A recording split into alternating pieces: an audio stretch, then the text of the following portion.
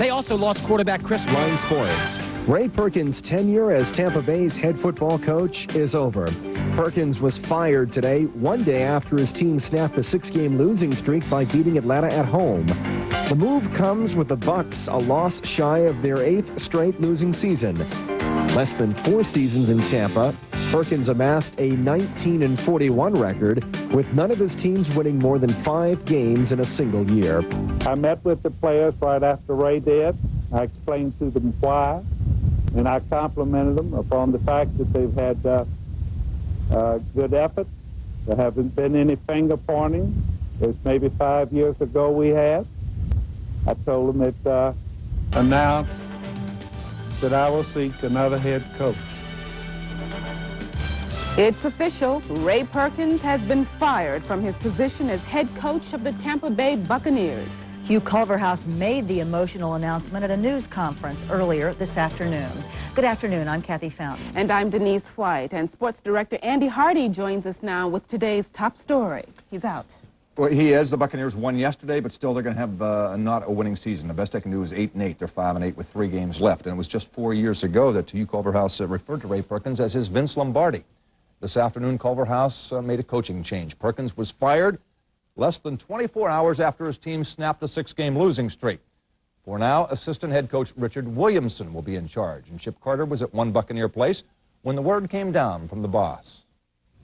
Ray Perkins and I met shortly before 1 o'clock, decided it would be best that I replace him as head coach. He took it pretty hard because he's always been a winning coach.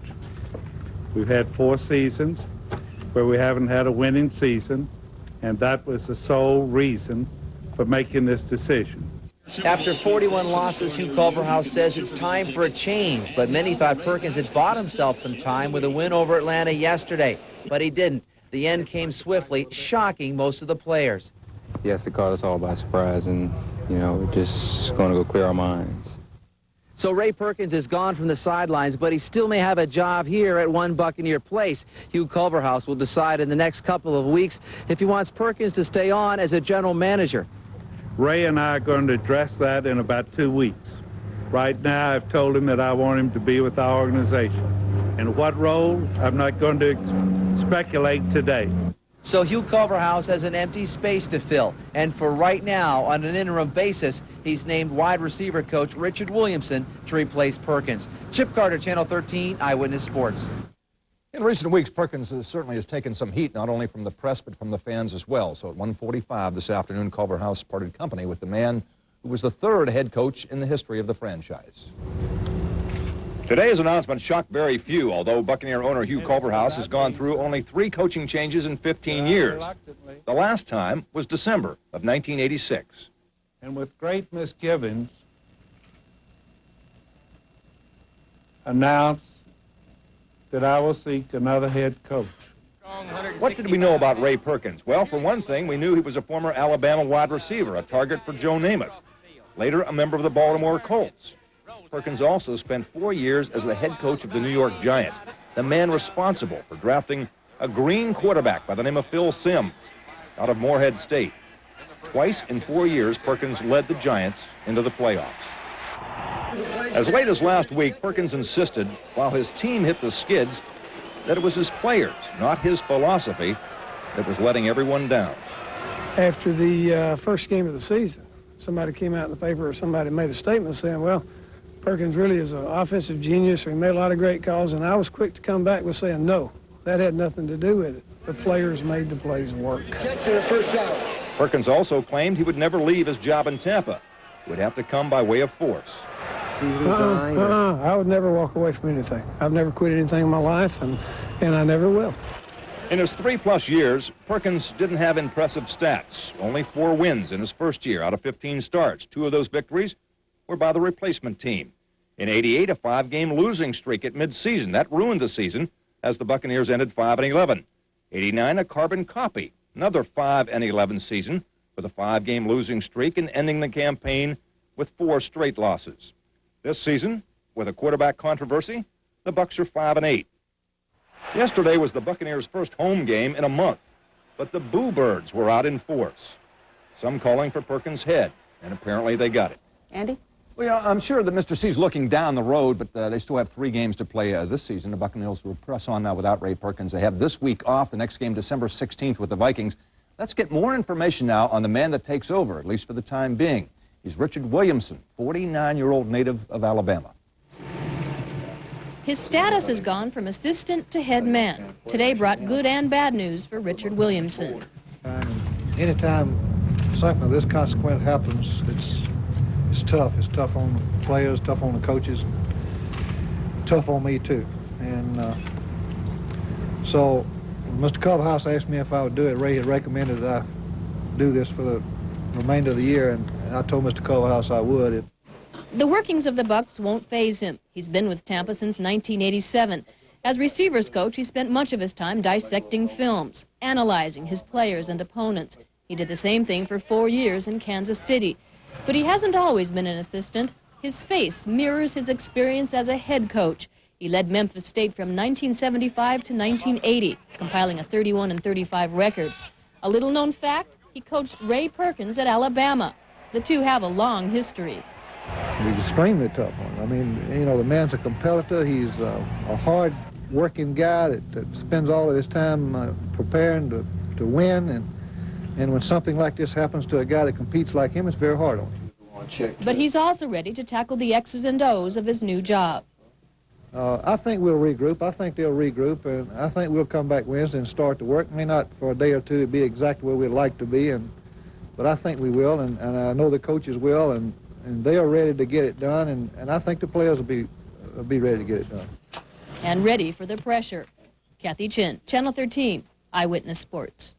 Back with us, All-Pro Jimmy Giles, tight end, a former Buccaneer, who went through the same thing when John McKay stepped down. Is this tough on the players, or some of them happy to see it and they'll kind of gel? Well, Andy, I think when you look at it, after the initial shock of it all, I think the players are just going to get back in the scheme of things. Some of the players will probably miss him more than others, but I'm sure some of the players don't have any opinions one way or the other. They're just here to play football because they know one thing, that football is a business, and Culverhouse made a business decision because the fans were very dissatisfied. One thing I want to bring up, it was 2 weeks ago up in Milwaukee, the coach had some post-game comments, and you thought that really it didn't help his cause. Let's listen.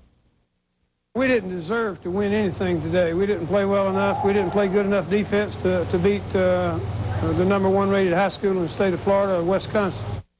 You feel that maybe that had more effect on Mr. C than the players? Well, you know, we got a lot of comments about that particular interview there, and when a coach is here for 4 years and he's responsible for building a ball club and he goes out and makes a statement like that, I'm sure the owner is listening, and that had to come into play when he made that decision. All right, Richard Williamson's the head coach. He may well be next year, too, but let's look at Jimmy Giles' list of possibilities, and heading the list, a lot of folks have called already and says, what's the rumor I hear about Bill Walsh coming back? Could it be Bill Walsh?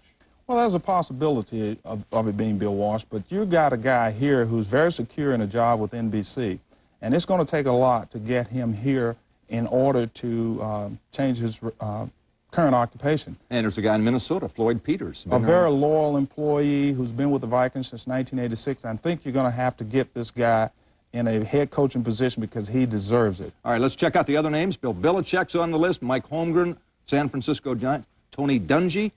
And if you want to go to the college ranks, everyone's talking about this guy, Lou Holtz, a possibility. Well, certainly Lou Holtz is definitely a possibility. He's a great recruiter of talent. However, it's a little bit different in... Buccaneers won their game yesterday with Atlanta, as you probably know, but it came too late. After a series of frustrating losses and nearly 4 complete seasons, Ray Perkins was fired today. His move in 1987 from Alabama to Tampa was thought to be the beginning of the end of a long losing streak for the Bucs. Today, Hugh Culverhouse gave up on him. Here's Al Keck with the story. John, I think a lot of people were surprised by the timing, especially with the fact that the Buccaneers beat Atlanta yesterday, kind of stopped the bleeding there. But Ray Perkins said he would never quit. Hugh Culverhouse had given him not 1, but 2 votes of confidence. And in pro sports, that can be deadly. And today, Ray Perkins was fired after only 19 wins in 60 games. Assistant coach, or make that 41 games. Assistant coach Richard Williamson will take over on an interim basis. Culverhouse called it a very difficult call. It's not a happy day. It's really a sad day. You know the news. Ray Perkins and I met shortly before 1 o'clock. Decided it would be best that I replace him as head coach. He took it pretty hard because he's always been a winning coach. We've had 4 seasons where we haven't had a winning season, and that was the sole reason for making this decision. Culverhouse says he met with Perkins after the noon hour to discuss his future with the team, and he admits he nearly decided to wait until after the season to make the move. But Culverhouse says with an off week and 3 games left, the time was now. Unfortunately, the pressure continued to build, and we have 2 weeks. And the more I thought about it last night, even though we had won, and coming in today, I knew that there was going to be this constant distraction to the team. Is Ray Perkins going to be back next year? And I felt like with 2 weeks off, we'd have a chance to make this change and have something strong come out of it. So the new man for the final 3 games of this season, Richard Williamson. He has been the Buccaneers' assistant head coach on offense, and he has been in charge of the Buccaneer wide receivers. And he knows he has his work cut out for him. Anytime something of this consequence happens, it's tough. It's tough on the players, tough on the coaches, and tough on me too.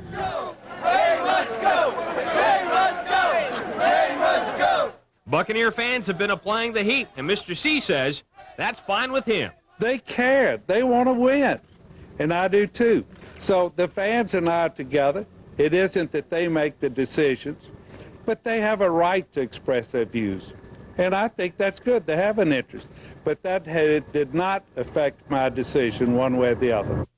By the way, let me clarify Perkins' record, 19-41 with the Buccaneers. Mr. Culverhouse says that he has not talked to anybody about replacing him on a permanent basis. But, you know, one name that keeps popping up is a gentleman by the name of Bill Walsh, who, of course, won all those Super Bowls with the 49ers. I don't think he'd be interested to become a head coach, but he may come in to take over the football operations and bring that offensive mind of the 49ers, maybe a Mike Holmgren with him, and kind of build things from there. But we will have to wait and see. By the way, we have a special coming up at 7 o'clock about the entire situation tonight. We look forward to seeing it. Obviously, it's time for a new beginning again. Let's hope.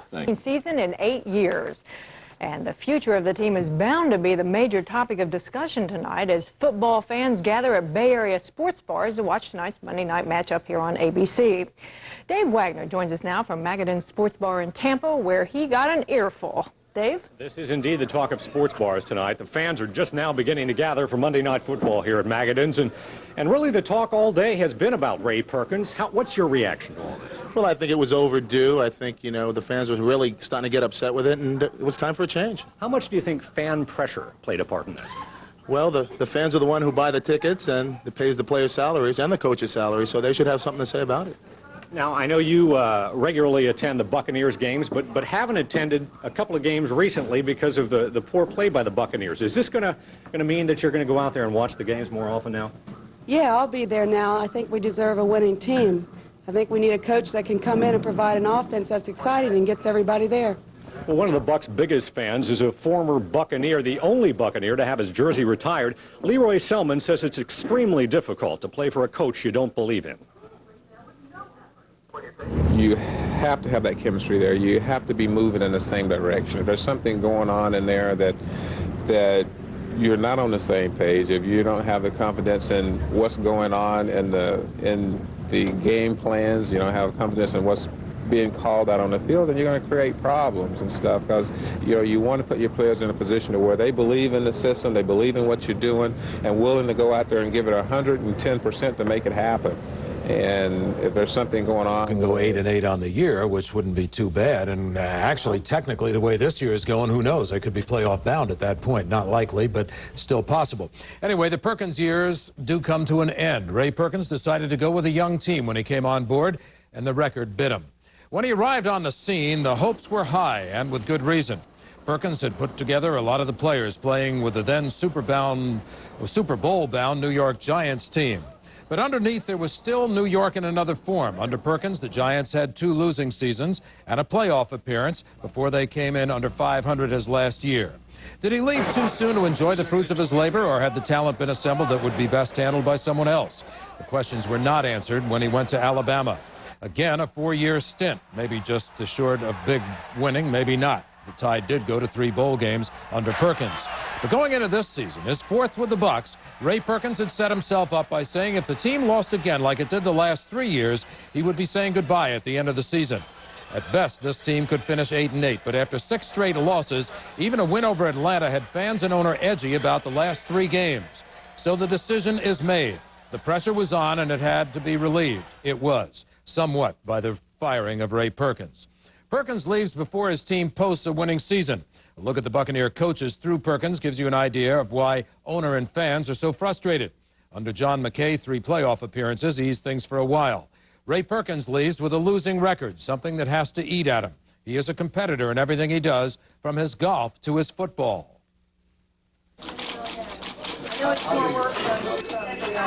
All we're going to do is try to make decisions. We're going to evaluate things as we go and make decisions and work as hard as we can to take the next step toward progress and ultimate success. And we want to win as quickly as we can. When Ray Perkins took the reins as head coach of the Buccaneers, he was faced with a major challenge. The team lacked talent and direction. Perkins kept the players who molded into his system. The first year, that system produced a 4-11 record. The following season, 1988, very little progress was seen. The win-loss column read 5-11. By the third year, Perkins felt results should blossom into even more wins. That never happened. Another 5-11 season. If we don't turn it around next year, I'll be holding this press conference saying goodbye next year. You know, that's the way it is in this game. Perkins put his reputation on the line with that remark as he headed into the 1990 campaign. Owner Hugh Culverhouse went on record saying he expected this team to finish 11-5. After week 6, the Buccaneers were 4-2 and on a roll. But what followed was 6 weeks of misery. Following the Green Bay loss, Perkins ripped his team. We played good enough defense to beat the #1 rated high school in the state of Florida, Wisconsin. And the media began asking the coach if he felt his job was in jeopardy. Will you be around next year? You know, what? Will you be around? As far as I know, I'll be around the next 5 years. As it turned out, his job as head coach lasted only 8 more days. Perkins leaves the Buccaneers head coaching.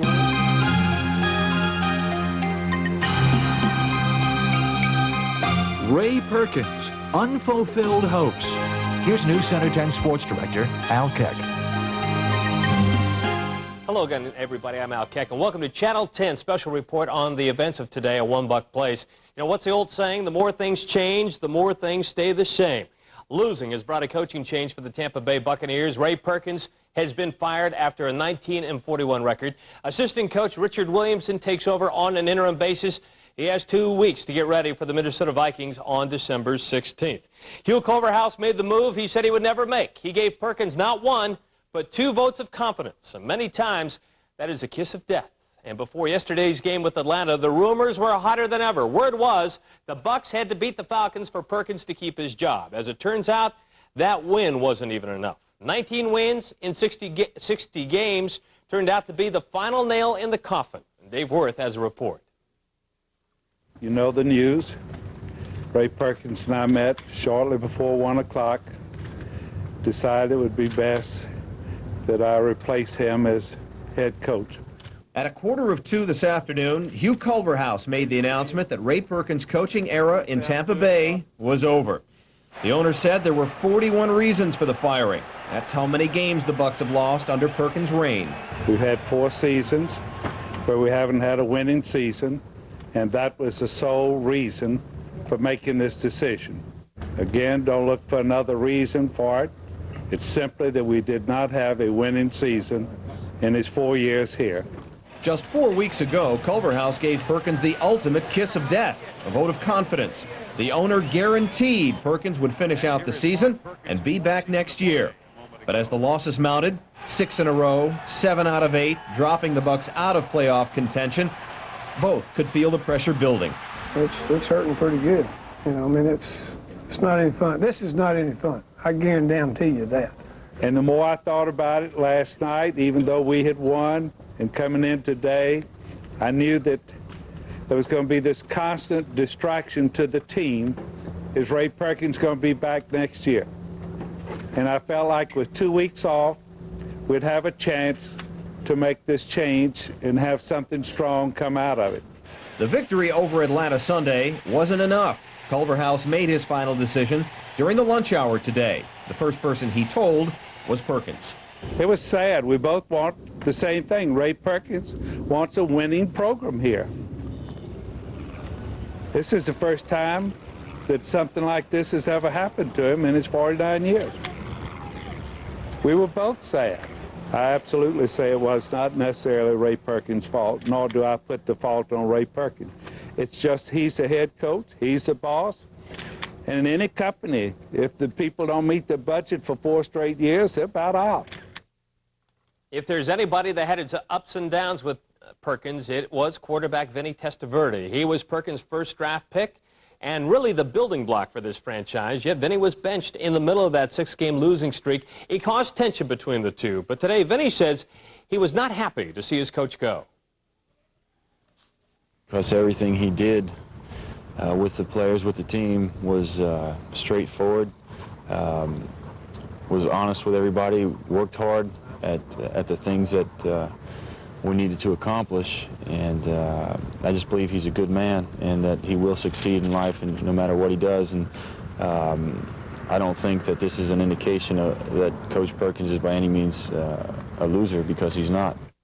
Buccaneer quarterback Vinny Testaverde. Many of us were caught off guard by today's announcement, in that Perkins seemed to stop the bleeding with yesterday's win over Atlanta. With this, Buccaneer offensive lineman Rob Taylor. And Rob, how did the players react to the news today? Well, Al, you know, a lot of the players declined to speak to the press, and I think one of the reasons why is we sensed there was a little bit of a celebration, or, you know, a festive attitude to the fact that he was gone, and we don't feel that way at all as players. It wasn't a typical day at the office for us. We were very saddened. We're hurt by this. One of the reasons is Coach Perkins, you know, always believed in his players. You know, on a daily basis, he would tell us, even in the midst of extreme pressure, he would tell us that he believed in the players that he chose to be on this team. And, you know, he was always committed to his guys and his team, and we always appreciated that and respected him for that. And, you know, we just felt that, we still feel that he's put together a talented football team, and it just seems that at this point in time, you know, that time ran out, and we as players feel that we're responsible, that we didn't accomplish some of the things that we needed to accomplish this year. Rob, you know, the media has really created a very surly, all-business-like type of image of Ray Perkins. Is that accurate, or what's he really like with his players? I think a lot of people see the fact that, you know, maybe Coach Perkins doesn't have a lot of personality or not real emotional. As far as the player is concerned, we don't think that at all. He doesn't show his emotion on the outside a lot, but there's times when players went through a tragedy or a personal problem that he was one of the first guys to be there with you and hurt with you. I remember a specific time when I didn't have a great performance in a game. He called me the morning after just to lift my spirits up, you know. And he was the type of coach that was very sincere and caring of his players. I mean, it was. He told us at times, you know, he loved his players, and I really believe he did. Richard Williamson becomes the interim coach. What can we expect from him? Well, you know, again, the fact that he's now taking over the coaching duties is not pleasing to us. We'd rather Coach Perkins be there, but the fact of the matter is that he will take over the team, and you know, we have all the respect in the world in the assistant coaches that Coach Perkins hired, and Coach Williamson has a lot of talent and a lot of experience in coaching, and I'm sure he'll do a great job. You know, he'll just continue to go throughout this season, and we're going to support him in everything he asks us to do. Do you expect to see any changes in the offensive scheme? Do you expect to open things up a little more with the passing game, or go with the way that things have been? I think Coach Williamson will decide, you know, and do what he thinks is best. I don't think there'll be a whole lot of changes at this point in time. I think Coach Williamson believes in what we've been doing, and we're committed to make it work. And you know, I think that he'll pretty much stick with what we've done in the past. Rob, a final question for you. How much will this week off help this team adjust to the new situation? Well, I guess if anything good, you know, the fact that we do have a week off, you know, it is a good thing for us. We do have some injuries in our team right now. Will give us a chance to heal, and I guess mentally too, to deal with this in our minds as players, to deal with this tragedy. It will be nice to have a few days just to try to clear our thinking and put it behind us. Rob Taylor, thank you very much for joining us. Good luck the 16th against the Minnesota Vikings. Thanks, Al. Rob Taylor, the offensive lineman for the Tampa Bay Buccaneers. Coming up next, A look at the man who will see the Buccaneers through the last 3 games of the season. Stay with us.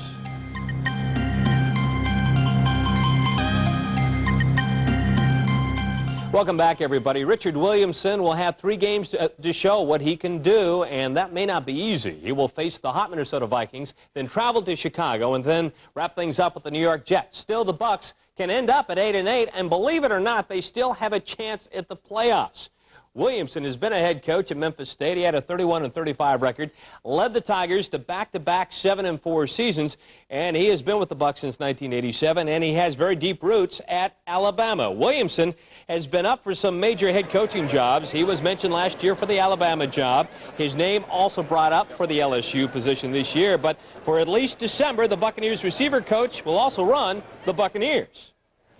I think you have to take all those theories and all those thoughts and things now and just throw them out the window and try to get the group back together and get back to playing. And hopefully with this week off that we've got some guys that have been bunged up and bruised up that hadn't been able to play for us, and we can get those guys back, which will help us because we've had some injuries over the last 3 or 4 weeks that hadn't helped us a whole lot either.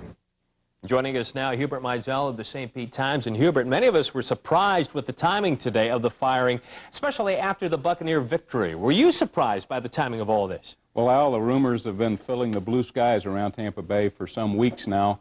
I really thought it was going to happen, but I thought that Culverhouse would hold off to the end of the season because having an interim coach really doesn't serve any purpose, and certainly you can't go shopping for your permanent head coach because all the good guys are working this time of year. Exactly. Let's talk about a successor. Now, the Bucs say Williamson will be given every opportunity to get the job, but there are names like Bill Walsh out there available. Let's try this. How about Bill Walsh as president or the head of football operations? Then he brings in a guy like Mike Holmgren, that fine assistant coach of the 49ers. Is that a possibility? What about some other names? Well, the big Bill Walsh rumor has been also floating around, and there's been talk of sightings on the street. Of course, people see Elvis every other day, too. But Elvis and Bill Walsh. I think that Walsh is a possibility for the president/general manager job. He certainly is an excellent evaluator of talent. He's a great creative offensive man. But if he is hired in that position, he certainly has to bring in his own head coach because you've got to be Walsh's guy to work with him because he's going to be a little bit of a meddler. He's going to want to draw some plays. Mike Holmgren of the 49ers has been mentioned, but of course he's turned down head coaching opportunities to stay with the 49ers where he makes a good buck and he wins a lot of games. Let's talk about some of the other people, some other possible assistants that may be interested in becoming a head coach. Well, Wade Phillips of the Denver Broncos, a defensive coordinator. It's his first season there. It hasn't gone too well. The Broncos are 3-9 after going to 2 Super Bowls. Wade Phillips is the son of Bum Phillips, and I think he has a lot of credibility around the league, and he would probably be a pretty good choice. Richie Pettipon, longtime defensive coordinator of the Washington Redskins, is a guy, but all these guys, Al, you never know if they're going to be good head coaches. A lot of people are very good assistants, but you don't know until they get the chance if they're going to be a good head coach. Tough question here. Do you think there are any head coaches out there right now, NFL experience, that may be interested in coming over and taking over a new ball club like the Buccaneers?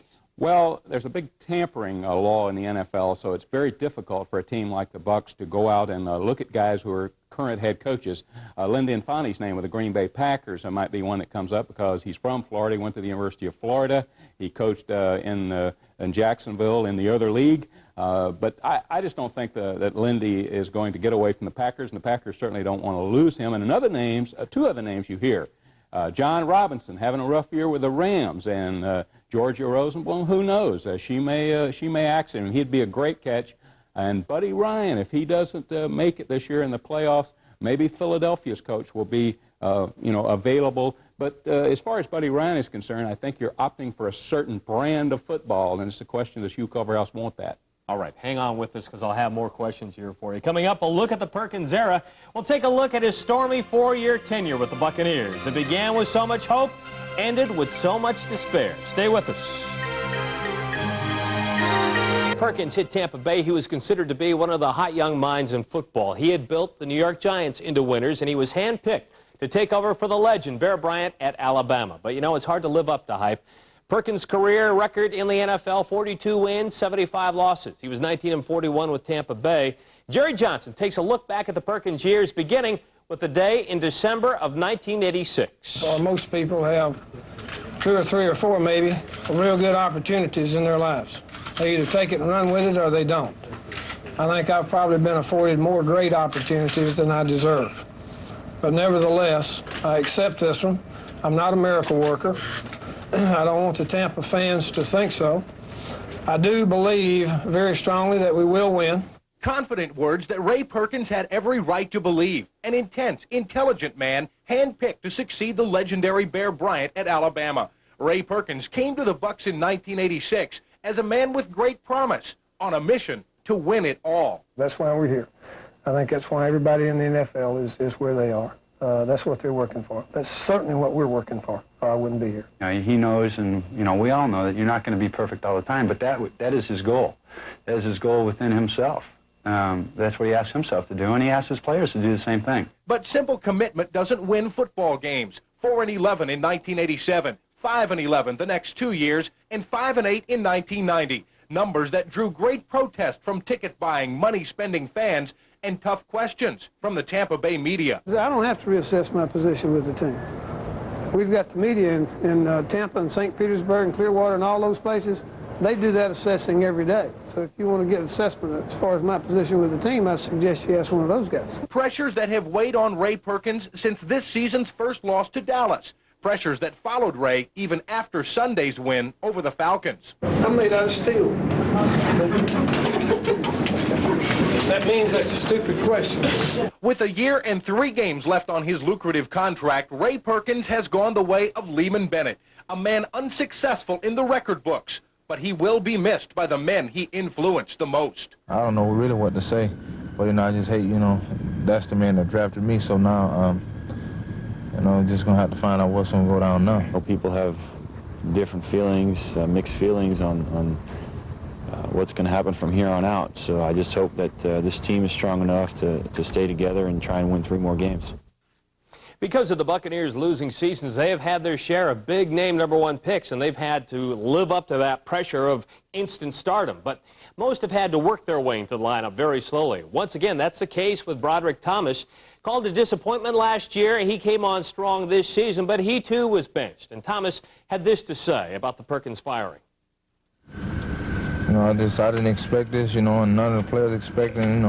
It's not a beautiful situation. We got 3 more games, and now the team, just be under a lot of pressure, and then all this nationwide publicity because of, what happened. It ain't gonna be no fun, but, we gotta stick together like we're a team and do what we have to do. Now the question, how do the fans see this change at the helm? Coming up next, we'll take you live to a sports bar in Tampa for some reaction from the people who will fill the bleachers. Times during the 1980s, nobody lost in the NFL like the Buccaneers lost. Yesterday, many fans said they had enough. They boycotted the first quarter of the Atlanta game.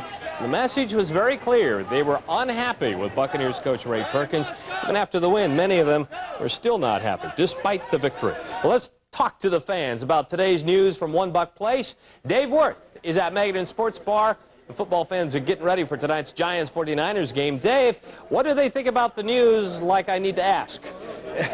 Well, exactly what they've been saying for the past several weeks. The sports fans, the guys who pay the bills, generally have been in favor of Ray Perkins getting the axe. They wanted a new coach. Some of them even wanted a new owner for the Buccaneers. But the people in the sports bars, like here at Magadan's, the people who call in like my radio talk show, they want Perkins out. Let's talk to a couple of them and make sure this is what they wanted. Bucs fans, Ray Perkins, what did you think today? I think it was what was needed to be done. I think we needed to get a change there. We've had 8 losing seasons in a row and definitely needed a change. Do you think the timing was right, or would you have waited till the end of the season? I think timing was terrible. We just won a first game in a while yesterday, and it's a little bit of enthusiasm around, hoping to win a few more this season. I think we should have waited. Okay, let me try a few other guys here. Let me try you. What do you think about Ray Perkins? Good thing that he's gone? Good thing, yeah, but I think they should have waited till the end of the season. I mean, they did just start, they just won a game. They came back late in the fourth quarter. They actually looked like a real team for a change. And now they get rid of them. Who knows how the team's going to react to that. Let me try you over here. Do you think it was a good idea to get rid of Ray? Yeah, I didn't really care for the guy, but like I said, I don't think it was good to do it now. They should have waited. It would have been a lot better. What I want to ask, let me ask you guys, you got any suggestions as to a replacement? Have you thought about who the next man should be? Walsh. Really? Walsh, yeah. Do you think he'll come here? Probably not. Probably not. If he doesn't, come to Magnans, you know? Come to Magnans. Let me move around a little more. Let's go over to these guys over here. Gentlemen, we're talking about Ray Perkins today. Do you think it was a good idea to see him go? Yeah, I think it was inevitable. I think it's about time they made some kind of a change. They have too much talent to be losing the way they are, and I think there was a problem in the coaching. Maybe a different coach will help them. Do you think it was a bad timing, though? Do you think, would you have waited till the end of the season? Maybe they can get started on their changes now. They're out of it for this year. They might as well make the changes now instead of waiting for the offseason. Okay, thank you. So, well, that's the scene here at Magadin's. As you might expect, the fans are just about unanimous in favor of Ray Perkins being fired today. Speculation about coaching, I know we'll do that for a couple of days. Ray Perkins may have a statement. You may have mentioned this. Tomorrow he may speak, may do some interviews tomorrow. One suggestion has already been made, I think, from those gentlemen back here. Ray Perkins was not the only coach fired today. Stu Jackson was fired as head coach of the New York Knicks. Somebody proposed to swap, send Ray back to New York and send Stu Jackson here to coach the Bucs. Well, that'll get that offense going a little bit there for the Buccaneers. Typical fans, they say, we want him gone, but wait till after the season. You know, they really don't know what they want, and you can never satisfy some people. Thank you very much, Dave. Okay. Dave Worth there at Magadin's, a sports bar in Tampa. Hubert, I know that Mr. Culverhouse has taken a lot of heat this season, yet, you know, he signs Gary Anderson to a big money deal. He signs Keith McCants early, gets him into camp early on, and then he signed Chris Chandler to a big contract. You know, a lot of money there. Do you think it's fair to criticize Culverhouse this season because he's been very involved this year? Well, he has been spending more money, and I think he does want a winner, contrary to what a lot of people around the league say. But, you know, 4 years ago, he called Ray Perkins my Vince Lombardi, but then along comes a Pearl Harbor record, 1941, and that was, you know, he had to do something. The Bucs could not market themselves next season if Perkins had stayed around. They couldn't have sold many tickets. People were just fed up because this team has spent 15 years of winning 30% of its games. You know, it's time to do something different, like hiring a general manager and let him hire a good coach. What about the status of this team? How close is this team to being a winner? You know, there is a chance it could finish 8-8, and God forbid, make the playoffs. Well, I want to bet you on the Bears game in Chicago. Okay. So I think there's a real chance for 7-9 if the Buccaneers play as they did against Atlanta. I think the biggest problem personnel-wise with this team is the defensive line. I think if it had a quality defensive line, the entire defense would pick up probably 30%. On offense, they have a lot of tools. If the offensive line plays well, I think Vinny Testaverde can be a heck of a quarterback in this league. He has good receivers, and I'm looking for Gary Anderson to make a comeback, but he's got to do it pretty soon because next year he hits that magic number of 30. That's right, and the pressure is certainly on. Thank you very much, Hubert, for joining us. Hubert Mizell of the St. Pete Times. So the Ray Perkins era has officially come to an end. No winning seasons, no more than 5 wins in any one season. And at the end, it's very obvious he was not a popular coach. But despite all the tough talk and those steely blue eyes, believe me, nobody wanted to make this franchise a winner more than one Mr. Ray Perkins. Believe me, he was a tough interview. But despite what you think about his concept of coaching football, Ray Perkins was a man of principle. Ray Perkins would never quit. And today's firing will never change that. I'm Al Keck. Thank you very much for joining us.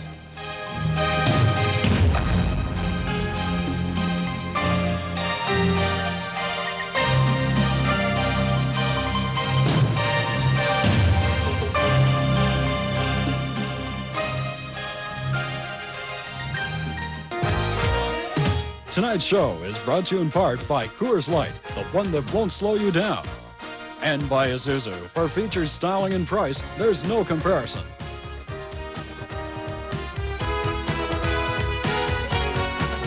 "13 weeks into the Buccaneers' 15th campaign, sunny skies greeted Tampa Bay fans for what they hoped would be a new day in the fortunes of Buc football. But through the sunny Bay Area weather, the dark cloud of a 6-game losing streak cast its shadow of doubt over whether the homestanding Buccaneers could beat the Atlanta Falcons and turn things around for the remainder of the season. After 60 minutes of football war with the Atlantans, the Buccaneers tasted victory for the first time since October. But if Ray Perkins was exuberant in victory, he didn't show it. His 60th game on the sidelines of Tampa Stadium would be his last with the Buccaneers.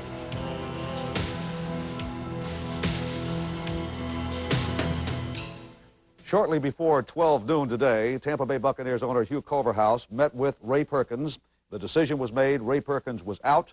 A new coach would be announced today at a press conference shortly before 2 o'clock to coach the remainder of the 3 games on the Buccaneers' 1990 regular season schedule. Good evening, everyone. Welcome to the Buck Report. I'm Gene Deckerhoff. We'll bring you up to date on the happenings today at 1 Buck Place. Full coverage of the press conference held by Hugh Culverhouse at around 2 o'clock this afternoon. We'll also take a look at the exciting come-from-behind victory by the Tampa Bay Buccaneers yesterday over the Atlanta Falcons. And, of course, we'll show you the plays that worked and why they worked on the coaches. Some of the things that I felt strongly that we could and that I felt strongly that we would. Being the head coach and being the guy that makes all the decisions, I have let our football players down. I have let our owner down. I don't think too much about the community or fans because my support and my loyalty are to the people that actually do the work to put on the game as far as a form of entertainment for our fans. And I would like to say to those people who exerted an awful lot of energy to try to get my head cut off, which was successful, and challenge those people to exert that energy in supporting these Buccaneers, which I question very much whether it's been challenged in that direction or not in the past. But I challenge those people to do that. I would like to be able to stay throughout the remainder of my contract to show that it would work, because I still believe that my plan will work, or our plan, however how you want to look at it. Needless to say, I understand the workings of the National Football League. I understand a lot of those things that go on behind closed doors, and I understand that if you don't win, you get fired as a head coach. That's an accepted fact in this league.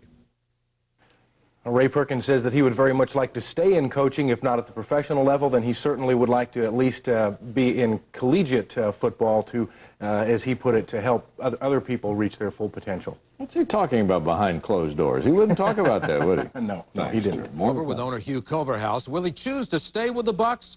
No. As he said in his main press conference, quote, "You'll hear the name Ray Perkins again from a distance," unquote. Now, we'll have more comments from Ray Perkins coming up, and you'll also meet the interim head coach, Richard Williamson. He'll be with me live at 6:20 on Sports.